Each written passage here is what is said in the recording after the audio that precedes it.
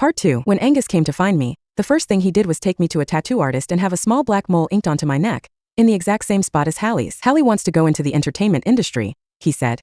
She can't have a scandal like this ruining her future. Don't worry, I'll make sure this whole thing gets buried quickly. Hallie wanted to be a celebrity? That was the excuse he came up with. Angus went so much to held a press conference to completely erase the stain of Hallie's scandal. I stood on stage, facing the cameras. I'm sorry, I said.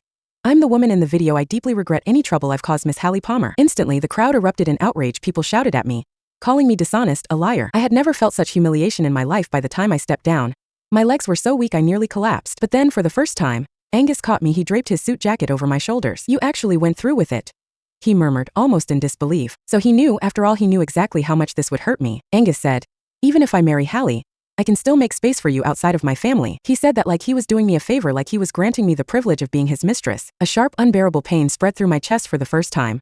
I refused him. I won't be your mistress. His expression darkened. This is my 100th wish. Isn't this what you wanted? I had wanted to fulfill all 100 wishes, but if I agreed to stay by his side, I could never go home, so I couldn't say yes. It was the first time Angus had ever been rejected. His face twisted between shock and anger before he finally said sharply, I'm not falling for your little push and pull games. This is your last chance. Walk away now, and you'll never get another one. As I left, strangers on the street whispered, pointing at me, look, that's the girl from the leaked video. You think she's some kind of attention seeker? A man walked up without hesitation, grabbing my arm. Why act all shy now? You didn't hold back in that video, did you? Panicked, I pushed him away and ran home, closing the door firmly behind me. I collapsed onto the couch, shaking, and then finally I broke. Angus, what gives you the right to treat me like this? What right? Despair crashed over me, suffocating. I just wanted to go home. Just go home. Since the scandal broke out, I hadn't stepped outside once. All I was waiting for was Angus to make his final wish. Then I could finally leave. Yet, he refused to let go, insisting I become his mistress. I couldn't agree. We fought over and over, neither of us willing to back down. He wouldn't change his wish, and I wouldn't compromise. Eventually, Angus' patience finally snapped. I already buried that scandal. If anyone dares to bring it up again, I'll make them regret it. Isn't this what you wanted? Haven't you been clinging to me this whole time just so you could stay? So drop the act. Then he stormed out, shutting the door behind him. Not long after, another message popped up on my phone. Fine, I'll change my wish. Bring Hallie back to her husband. Chaos erupted within the Davidson family. Word spread quickly, and soon I learned the truth. Years ago, Hallie had married a powerful figure from one of the northern countries, a man with wealth, influence, and absolute control. After the wedding, she realized something. Money was all the man had. The man was a monster, his actions unimaginable. When Hallie escaped, she was barely herself. Her body covered in marks, not a single patch of her skin was untouched. Those compromising videos? It was the man who forced Hallie to film them.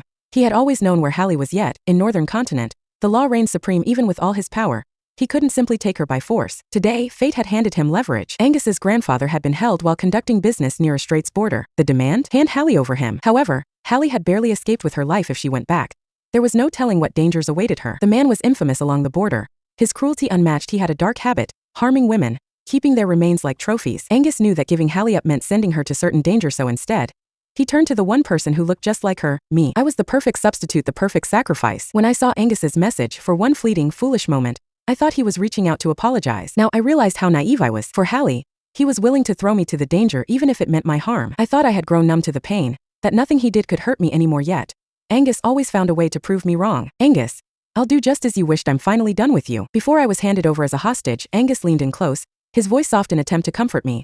Once my grandfather is safe, I'll have Barkane's police force rescue you. After that, don't ever show up in front of Hallie again. I'll arrange a new identity for you. You can stay by my side. I love you, you know that. Rose. I agreed to whatever Angus said. With that, Angus' eyes lit up, as if truly pleased. Not that it mattered. This so-called 101st wish didn't count anyway, and I had to give him credit to convince me to walk willingly toward my danger.